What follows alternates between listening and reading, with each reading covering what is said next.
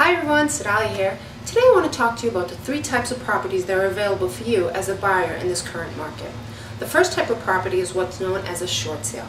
Seems to be a lot of misunderstanding in terms of what a short sale is.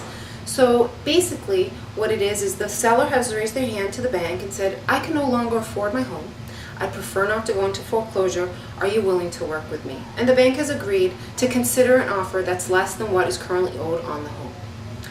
These sometimes can be risky sales because if the seller is no longer paying on the home, the auction or foreclosure process could start while the property is on the market. In terms of a buyer, what's the biggest problem is time. It takes a long time for short sales to actually come to fruition.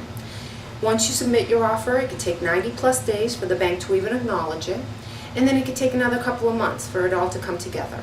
So you're typically looking at 6, sometimes 12 months for a short sale property to close.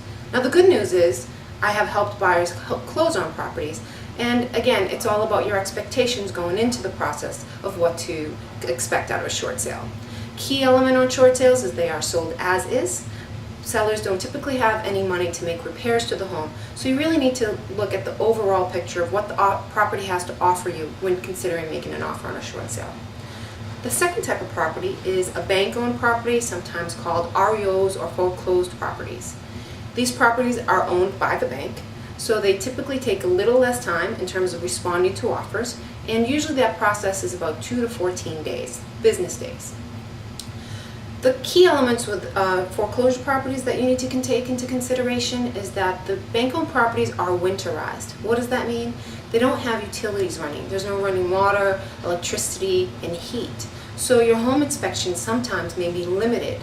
The utilities at times can be turned on at the expense of the buyer.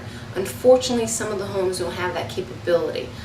The meters are gone or heating systems might be missing. So you really want to be able to look at the full picture, make sure that you can take on a home that has potential issues with it. The homes are definitely sold as is. The banks do not have the capability to make repairs. And you really need to consider who you're using as a lender when you make an offer on a bank-owned property, because once your offer is accepted, the bank expects it to close at a certain time.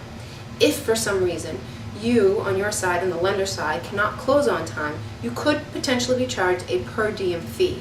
And those fees I have seen run from $50 a day to $250 a day, and that's 7 days a week. They don't consider weekends days off.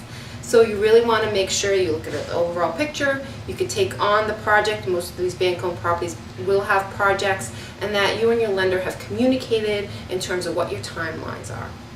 The last sale is a traditional sale. This is when Mr. and Mrs. Seller have been in their home, they have equity, and they have decided that it's time for them to move on. These houses are a lot simpler in terms of purchasing typically. Your offer will usually have a response within 24 to 36 hours. The property is typically occupied, so it's maintained throughout times. You still will do your home inspections, and if there are repairs that need to be addressed, oftentimes the sellers can negotiate that with the buyer's agent and work things out for you. Once the offer is accepted, in terms of closing on the property, you're looking at about 30 to 45 days. So overall, you're looking at either a short sale, a foreclosure, or a traditional sale. There are many more pieces to these elements, and I'd be happy to share them with you. The key is knowing what to expect when looking at these homes and making sure that your realtor knows how to work each individual project depending on what your needs are.